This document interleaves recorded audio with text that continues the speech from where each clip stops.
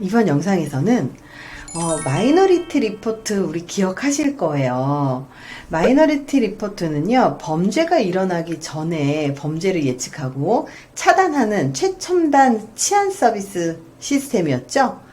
미국의 한 연구소에서 이런 영화 속의 일이 실제로 가능하다는 실험 결과를 공개했습니다.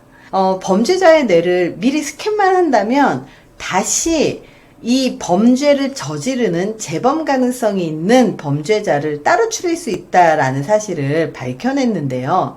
미국의 뉴멕시코주의 마인드 리서치 네트워크는 최근 교도소에 수감됐다가 출소하는 남성의 6명의 전두 대상 피지를 자기 공명 영상 장치 MRI 장치로 스캔을 해서 분석을 한 결과 되게 흥미로운 결과를 얻어냈는데요. 실험은 화면에 나타나는 글자에 대한 반응 속도를 체크하는 식으로 이루어졌습니다.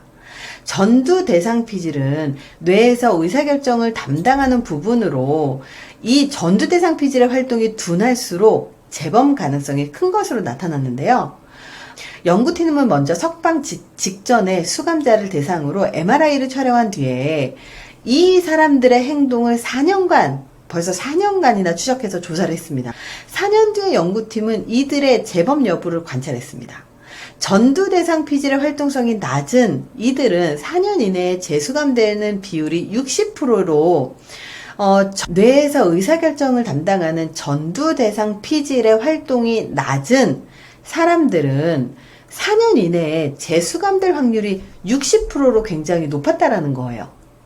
이 의사결정 수준이 평균 수준인 사람들은 46%였는데요.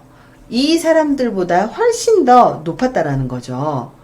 이렇게 의사결정을 담당하고 충동 조절을 담당하는 전두 대상 피질의 활동이 낮은 사람들이기 때문에 또다시 충동 조절을 못하고 의사결정을 제대로 못하기 때문에 재범을 할 수 있었다라는 연구 결과인 거죠.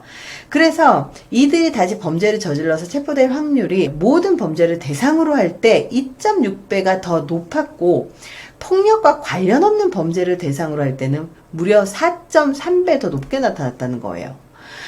이번 연구 결과는요, 물론 일부 그룹을 대상으로 한 연구이기 때문에 확정적으로 해석을 하면 안 된다고 하기는 합니다.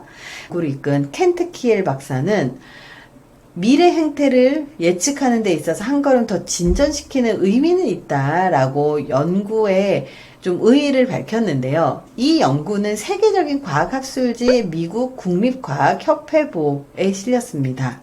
그래서 혹은 범죄하고 가장 연결이 많이 되어 있는 게 충동 조절과 의사결정하는 능력이 연결되어 있는 전두 대상 피질의 활동이었다라는 거죠.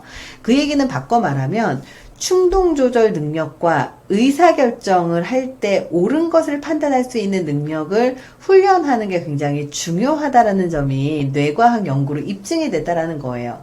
그래서 평상시에 아이들한테 너 하고 싶은 대로 다 해라고 해서 충동을 조절하지 못하는 아이로 키우게 되잖아요. 그럼 결국은 범죄자로 아이를 키울 수도 있다라는 사실을 기억하셨으면 좋겠어요. 그래서 결국 뇌는 훈련을 통해서 개발이 가능한 영역입니다. 올바른 판단을 할 수 있는 능력, 그리고 올바른 의사결정, 옳다 그르다를 판단할 수 있는 능력을 키우는 것도 부모의 역할, 교사의 역할, 어른의 역할이잖아요. 그리고 아이가 충동을 조절해서 무언가 자기가 다 하고 싶은 대로 움직일 수 있는 세상이 아니다라는 사실을 알려주는 게 굉장히 중요하다는 사실을 기억하셨으면 좋겠습니다. 자, 이번 영상이 도움이 되셨길 바랍니다. 감사합니다.